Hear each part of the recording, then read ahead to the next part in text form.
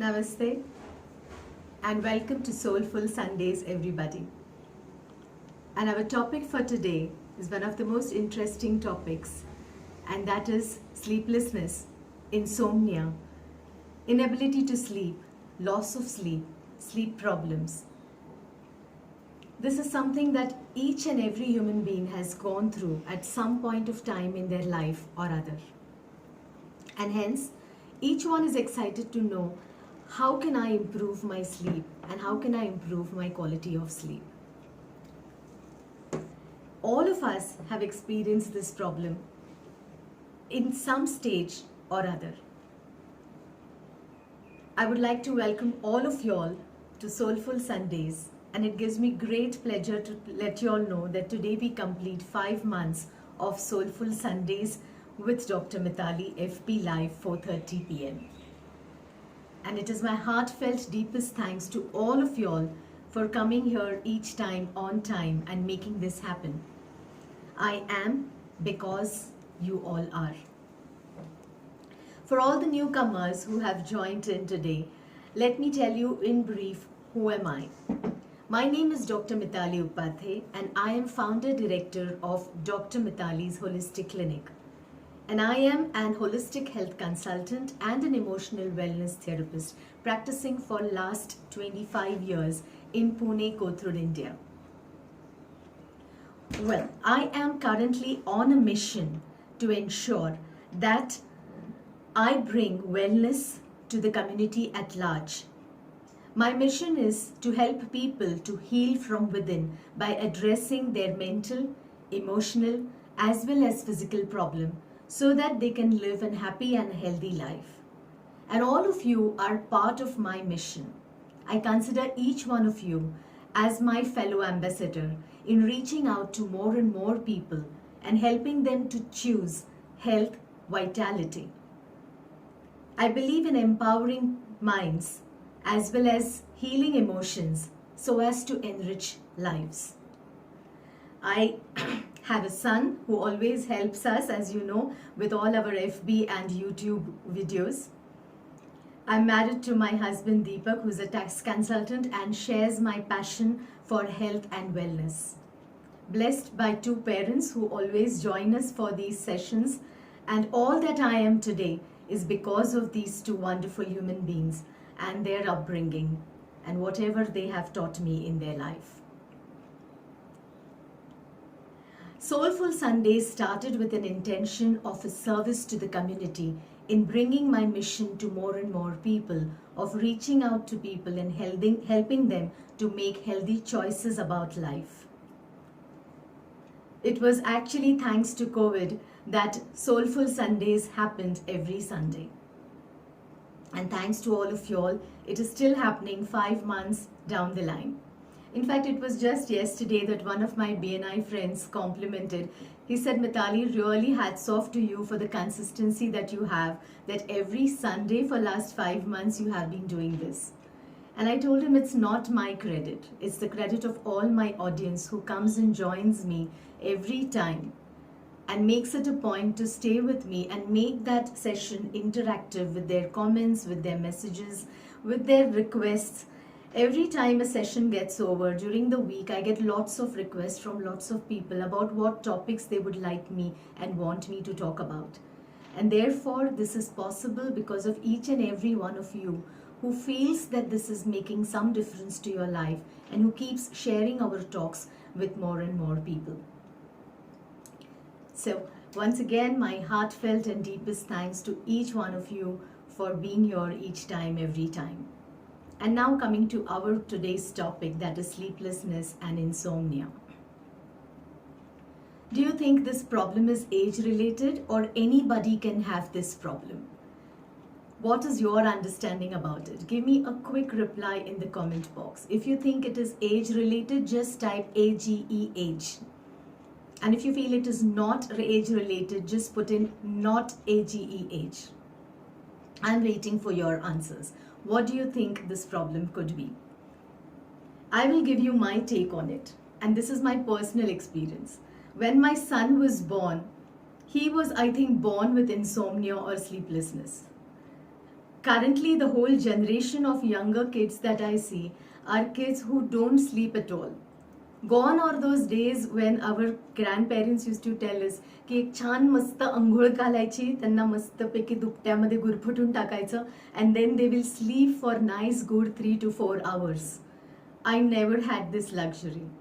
As soon as my son's bath was over, by the time I went to the bath, had my bath and came back, he had finished his sleep and he was wide awake.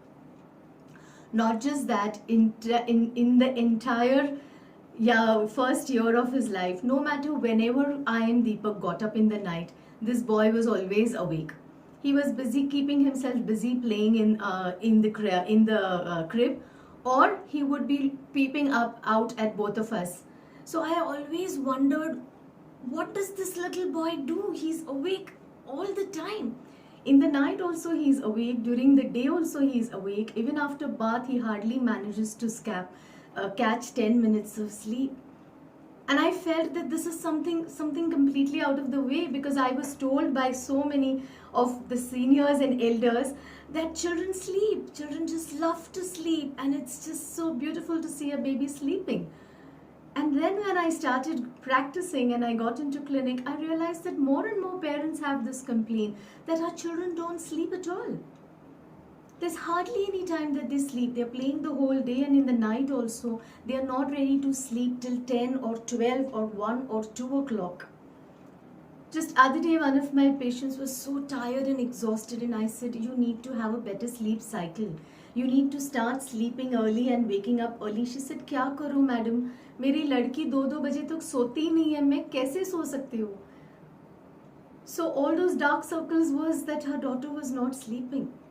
And I really realized that this problem is not age related. There was a time when sleeplessness started only after the age of 60, and we thought only our old parents and grandparents had this problem.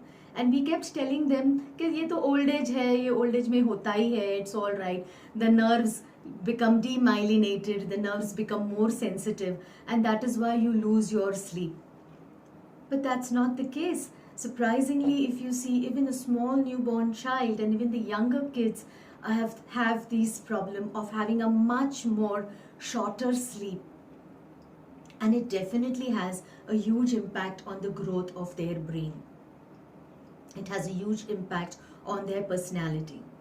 And where does all this come from? I think somewhere the era that we are living in, somewhere the culture that we are living in, the exposure that all of us are having is responsible for this reduced sleep pattern. Earlier it was considered that a good 8 hours sleep is what a human being needs. I won't think I've ever met anybody in the last couple of years who sleeps more than 6 hours. नींद आती ही नहीं है. Either you are awake till 1 or 2 o'clock in the night, or you are an early riser like Deepak, who would get up at something like 4 or 5. So these are some of the challenges that most of us are facing. And I would like to share my own personal story. So today when I asked myself, when I'm talking about sleeplessness, am I entitled to talk about sleeplessness? And I said, yes, God seems to have blessed me with all kind of experiences that I talk about. So I have first-hand experience of what insomnia is and how does insomnia get well. As a child, I was blessed with such a beautiful sleep. I slept like a Kumbhakaran, even if the house was full of 10 to 20 people, even if there was Ganpati procession going on, even if the TV was blaring on full volume. And then as I grew up, and I remember in college there was a time when there were exam times, all my friends were studying, and they were hell-bent on waking me up, telling me that tomorrow's paper is important, you need to study. And I said, chhod na sone de. And I had a beautiful sleep even during my exam times. And what I can definitely assure you that all the days when I went to sleep without bothering to study last minute were some of the best papers that I have written in my medical exam. So one thing I definitely know, that a mind that is quiet, that is restful, is definitely able to produce better and has better productivity. But as years passed on, insomnia set in, and I have had 7 years of insomnia where I slept hardly for 4 hours. By 2:30 I was wide awake, and the sleep would not grace me at all. I would try tossing, turning, listening to music, putting on some meditation, trying to drink hot milk, finally getting fed up. I said, forget it, let me just start getting up and start working. And that was the time when I started reading books and writing notes and studying and working so that I used to just exhaust myself, and finally I used to fall asleep in the way early mornings of 5 o'clock or 6 o'clock. By the time it was time to get up, Harsh needed to go to school. So that was what it was. It was kind of like 7 years I must have slept only for 4 hours. And yet, surprisingly, the body continued to do its work.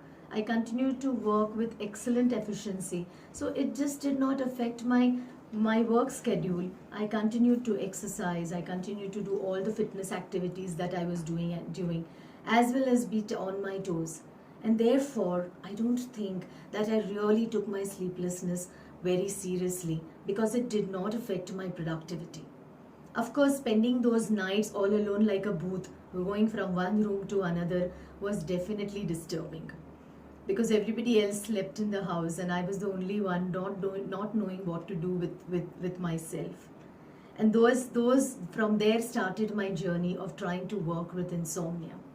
But I am going to give you the quick, I'm not going to share what didn't work. Let me come straight to the point of what worked for me. It was in June 2013 when I was diagnosed with my cancer, and I started my mind-body healing journey, was when my recovery started. I still remember the first session that I had. I think I must have shared it some time ago, that the first session that my therapist took lasted for about 3 hours. By the time when the session got over and I came back from the session home, it was 7 o'clock in the evening. I went to sleep and I slept the whole night without getting disturbed. I got up only next day in the morning at 10 o'clock. And such deep, peaceful, calm and dreamless sleep I have had that night, as if I was a small baby. And I think that was a time that I got back my golden days of sleep as a small child. And since then, whatever healing work that I did on my mind, on my emotions, allowed my sleep to improve day by day. And I think now again a stage has come where my husband and my son tell me, you sleep like Kumbhakaran, and not just that, you keep snoring the whole night. And this, mind you, my dear friends, was only possible because of the deep work on mind and emotions. The quick steps that I would like to share with you is, the first and the most important step is to be able to work on your past emotions, your past traumatic memories and incidences which keep troubling us. 90% of the people that I talk to with sleep disorders usually come and say that the mind just doesn't stop. There are thoughts after thoughts, thoughts after thoughts, thoughts after thoughts. There is an overthinking pattern. There is a pattern of over-worrying. There's a pattern of over-planning, and there's a pattern of wanting to be over-meticulous and zealous about what you're doing. So if I'm talking to someone who is in high-profile businessman, or who's a manager, or who's at a CEO level, his mind would be continuously planning something in the night for the next day's meeting or the project, and the mind is not restful at all. And one of the biggest mistakes that we do at that time is we carry our problem to our bed. The first and the foremost thing that I would like to tell all of you all are, please leave your bedroom only for 2 things. One is the sleep. The other also begins with the word S. Yes, you got it right. The other is for sex. Agree? Give me a quick agree, agree, if you agree with me that the bedroom is a sacred place. Leave it for what it is. Maintain this energy of that room. if you are going, and I completely agree, some of you might come back saying we don't have the luxury of that, but see to it that if you have good enough rooms in your house, leave your bedroom, leave your bedroom for sleep. Don't overcrowd it with all different kind of energies, all different kind of flavors, taste, aromas, so that they could add to the disturbance of the energy. So very often what happens is that the last thing that we are doing before we go to sleep could be that we are working on our project, we are working on our problem, or we are watching a movie, we are watching some videos, and we are carrying the same energy to our bed. Often the whole day we may not get time to think about something, and when we go into our bed, we start thinking about the problem or the issue that has been nagging us the whole day and we didn't get time to think about. As we think about it while falling to sleep, what happens is that you put the subconscious mind also to work. So whole day the conscious mind was knowingly or unknowingly thinking about the problem, and when you carry the problem to the bed, the subconscious mind is set into thinking about the problem. The outcome is that either you don't get sleep at all, or even if you get sleep, after some time you wake up and in completely odd hours, and the mind once again starts getting caught into the grind of thinking what you have started thinking with. So that's the first thing that needs to happen. So the first thing that needs to happen is work on your emotions, work on your feelings, work on your thoughts. If they are deep-seated traumatic thoughts which cannot be just left out, the first and the most important thing that needs to happen is to work on them, to heal them, and to ensure that you bring them to a complete circle. If there are issues where people need to be forgiven, if there are issues where you need to let go, where you need to forget, where you need to move on, don't leave those circles incomplete. Make sure that you complete your circles. So when I started my healing journey, the first thing that I did was that I realized I had lots of loose ends in my life. Lots and lots of loose ends, lots of relationships which were left incomplete, lots of relationships which were left hurt in pain, someone who had hurt me, someone I had hurt in return, and it was all this baggage that the mind was knowingly or unknowingly carrying inside. The first important thing that needs to happen is to declutter the mind. Just as we do our Diwali cleaning or our spring cleaning and we empty our house, most of us do this at least once in a year. Some of us, like me, I have a habit of doing it at least 3 times in a year, where we clean and declutter our house of all the things that we don't want. Agree? Do you agree that decluttering of the mind is so important? And the moment you start decluttering spaces, you start creating a little bit of more space and energy and free flow. And that is what exactly our mind needs. So if you feel that cluttering is our problem and we need to declutter, if you agree with me, quickly type declutter for me in the comment box. Let's just have a good, be very interactive about our sessions. So if decluttering is what is important according to you, and if you have tried decluttering your mind, put in declutter for me in the comment box. So that's what is very important. Mukula, when you're asking me how do we work on emotions and traumatic thoughts, I myself am a mind-body healing therapist. We use different kind of mind-body healing therapies like the journey, the EFT, inner child matrix, matrix re-imprinting, neuro-linguistic programming, with the help of which we access the subconscious mind. We go back to the past emotional traumas, create a completion about the story that's left incomplete, and finally come to letting go of those emotions, moving on, maybe forgiving or whoever needs to be forgiven in the whole process. Sometimes more than anybody else, it could be you yourself who needs to be forgiven. And maybe to begin with, if you're not able to reach out to a therapist right now, make a diary today. Make a list of all the things that are troubling you. Make a list of all the things that are left incomplete in your life. Maybe some relations, some connections which you always felt that I wanted to go and meet, I wanted to make this connection, I wanted to say sorry, I wanted to say thank you. Whatever it is, complete those circles. If you make a list of all the things that are pending, there are certain things that would need to be done. It's not just about people. Sometimes some things in your life which have remained as your bucket list, some things that in your life which you felt, I wanted to do this, but you always kept it for tomorrow. Don't let it be for tomorrow. Do it today. That's what I mean by working on your mind, emotions. And if you have really deep-seated issues, I know people could have issues of physical abuse, sexual traumas, emotions of rejection, emotions of even in workplaces.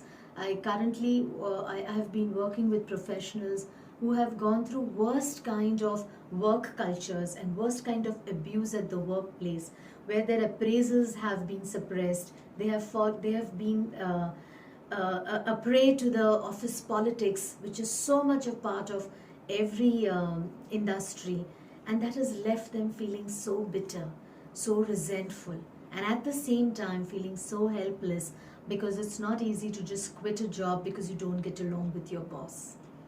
It's first time to revisit these issues rather than push them under the carpet or lock them inside the cupboard, because we feel that we are not thinking about them, but the mind is full of them. So the simple rule is to declutter, defragment your hard disk, remove all the things that you don't need to. That was the first and the foremost thing that needed to happen. The next important thing that I did on myself was to revisit my own beliefs and revisit my own story. Do you realize that we all love stories, don't we? If you love story, give me a quick story. I love stories. Give me a comment, I love stories. We all love stories. And we all love to make stories. And we all love to make stories about what happened to me. And one fine day, without even realizing, we create our own insomnia story. I remember I creating my own insomnia story myself. And we sell this story to others, and we sell this story to ourselves.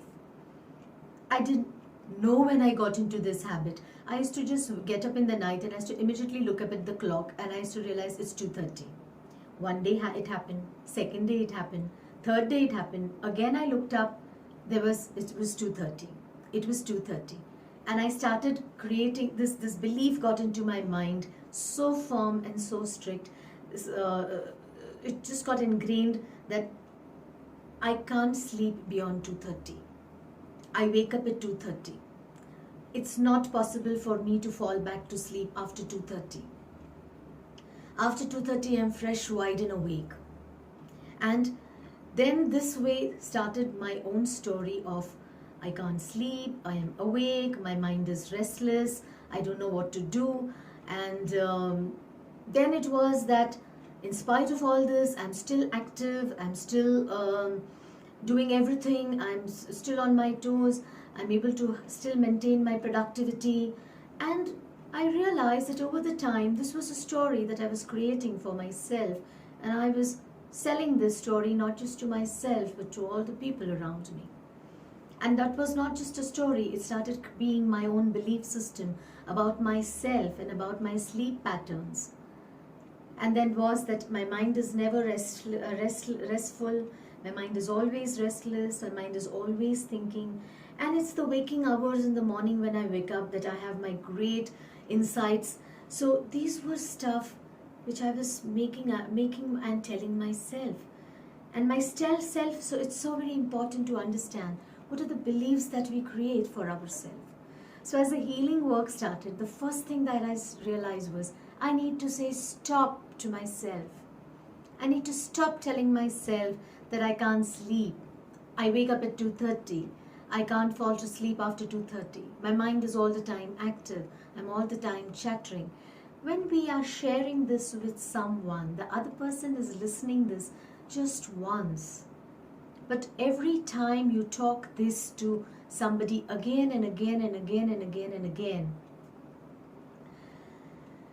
what happens is that you are the one who's listening to this again and again and again. And it kind of gets ingrained into your mind that I can't sleep after a certain time. My mind is restless. I am all the time thinking. So, first thing that needs to happen is stop this internal dialogue.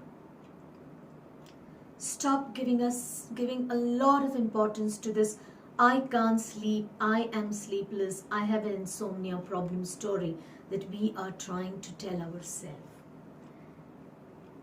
The first thing that needs to happen is to remove the beliefs that have got ingrained, not just about sleep. When we do our healing work, we could realize that there are lots of other beliefs. And the first and the important thing that needs to happen is to completely remove those beliefs.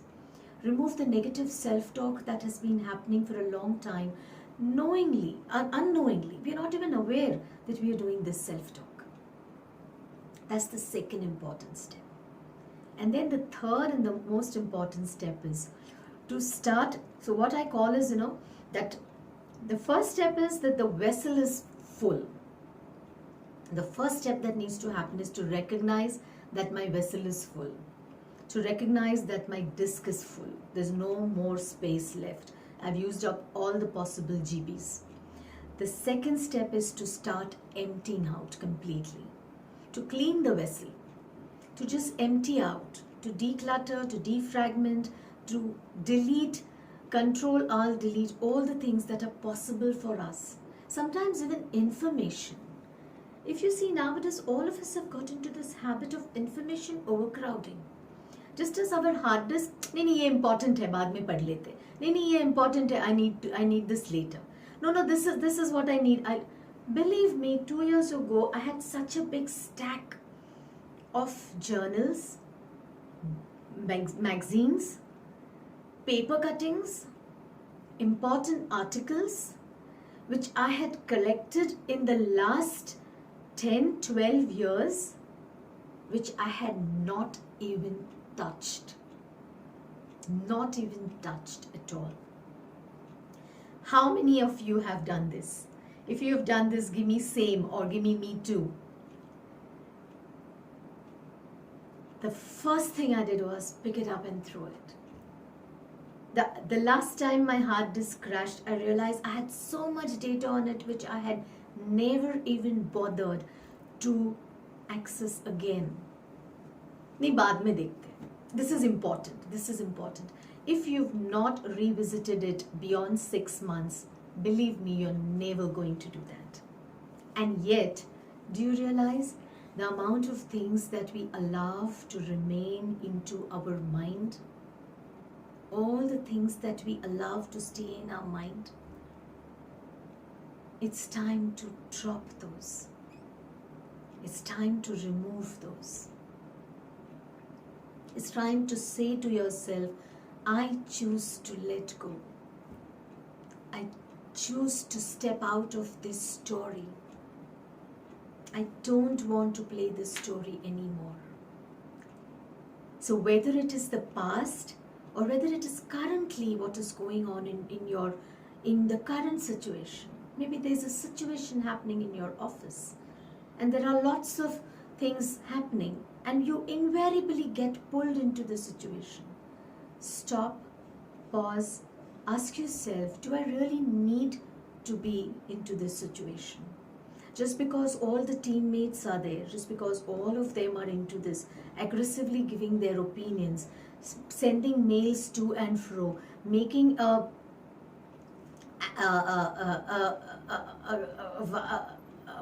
statement about through their connections, do I really need it? And most of the time the answer would be, I really don't need to be a part of this. So sometimes we have to realize that even if life lays a drama in front of us, am I going to play the role or no? Or am I going to say, it's not my drama, I'm not coming up. You want to play the drama, you play it. So many times in our life we will have this experience with people. Typical relationships. Someone starts the argument, someone starts the discussion. They say words which hurt us. They say words which affect us. They say words which niggle our ego. It's as if an invitation for us to jump on the stage and play the role either of the victim or the defender or the fighter. Immediately we would be so tempted to jump on the stage and play this role of, how dare you behave like this with me? Or, oh, this happens to me all the time. I'm the one who always has to suffer. What if, as soon as somebody in your life starts laying the drama, you could say, I choose not to play this? What if you could say, I don't want to play this drama. If you've laid the stage and you want to play it, you play it. I choose not to play it. And by that is what I mean. First, declutter the past. Second, be aware of your present as to, really, do I need to be a part of this exchange? What is going on? Do I really need to be a part of this group? Sometimes we are a part of so many groups, so many activities where nothing happens but just bitching, name calling, backstabbing, and still we don't want to step out of these groups only because what if others feel bad? What will others think? Or it doesn't seem to be right and appropriate. And we're just allowing a lot of space of our mind, body, consciousness to be occupied by this negative energy. You're not going to sleep peacefully. I remember a time in my life when I was a member of some women's club and some kitty club. And the area where I was practicing at that time, we had some discussion in that club at that point of time about nuclear families and joint families. And that day's discussion in that kitty party was that nuclear families are better, and all the ladies who were nuclear families were stressing what is the advantage of being into a nuclear family. And somebody who belonged to a joint family incidentally took all that very personally. She went home and she had a big fight with her in-laws and husband, saying how she needed to be out of this house. The next day, her mother-in-law, when she came to the clinic to pick up the medicine, she said, I'm very disappointed with you, Dr. Mitali. I never knew that this was the kind of mentality you had. How dare you women, all of you all, brainwash my daughter-in-law by talking such kind of rubbish in the group. And I was like, I was just new to the group. I mean, I was just silently listening to what was happening. And that was the day I realized that I don't think I belong to this place. And I don't think I need this kind of energy in my life. I never ever went back to that kitty group again. So when we make choices, it is so important to decide what kind of choices we make. Because today, if you are suffering from sleeplessness, it's just a mind that is cluttered, that has taken on too much. And what needs to be done is revisit the past and see what is all that I need to remove. Revisit the present and see what is it that needs to let go. And then the next important step, after you have emptied your entire past, your entire vessel, you have defragmented the disc, what do you really put in? Making that choice with positivity. Creating healthy, positive affirmations, creating empowering beliefs about yourself. Changing your own self-talk becomes so important at that time. When you go to bed, I think people who suffer when you are in that stage when you are not sleeping well, the first thought that comes to our mind is, am I going to sleep today? Will I fall asleep? What time will I wake up? Will it be a peaceful sleep? What will I do when I wake up? I remember those days when I used to get up at 2:30. Even before I went to sleep, I already had planned in my mind कि आज रात को 2:30 बजे नींद आएगी तो मैं क्या करूँगी.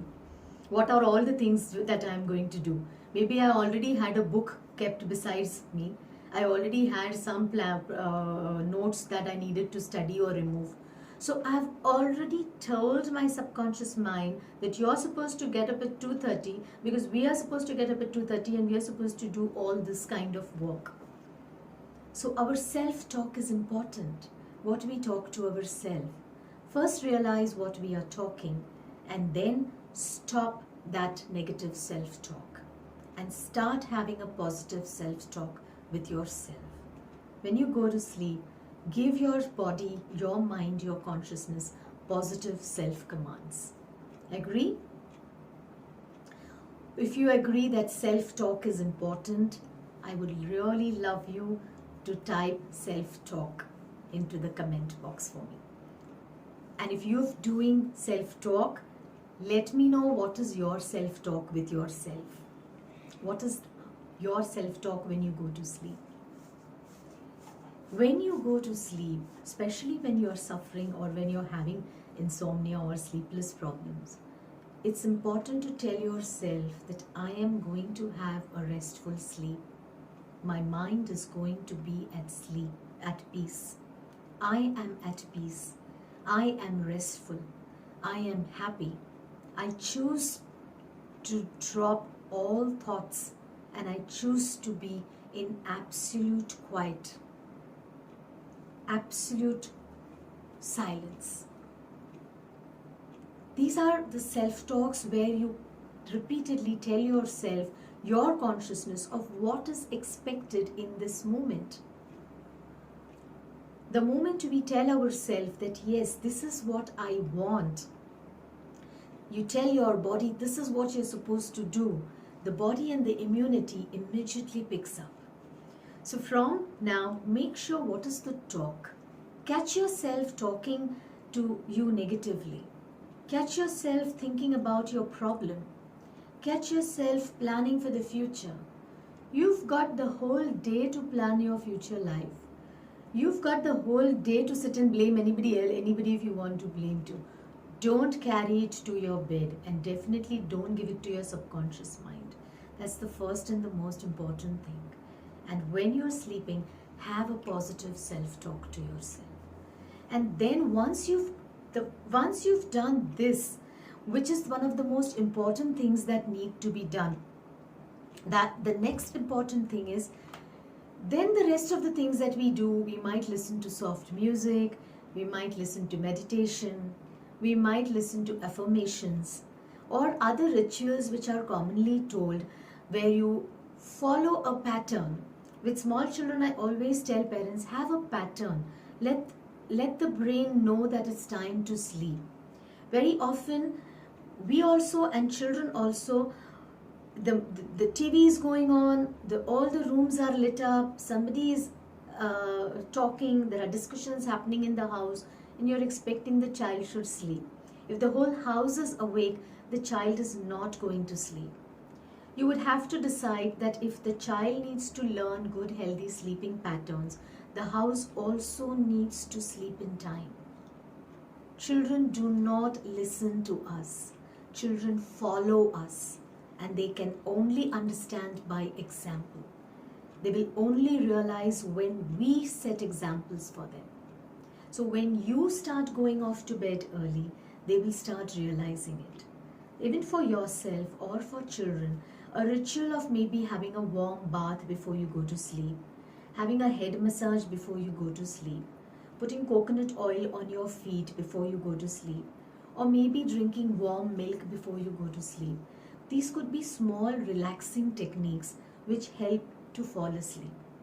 But whatever you choose, you can try all possible things and you will know that something works for me. If you realize this works for me, make it in habit. Allow yourself to go into a self-discipline of doing that every day. ऐसा नहीं करो कि आज I had a bath, tomorrow I had hot milk, the other day I had cold milk, today I'm trying meditation, other day I'm trying coconut head massage.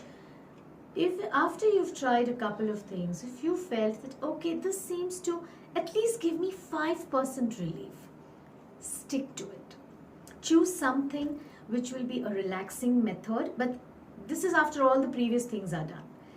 Choose a relaxing method and stick to that relaxing method. Follow it consistently at least for minimum 21 days, and if it is helping, continue it to 40 days. And then the mind, body, and the neurolinguistic programming gets aligned and tuned to it.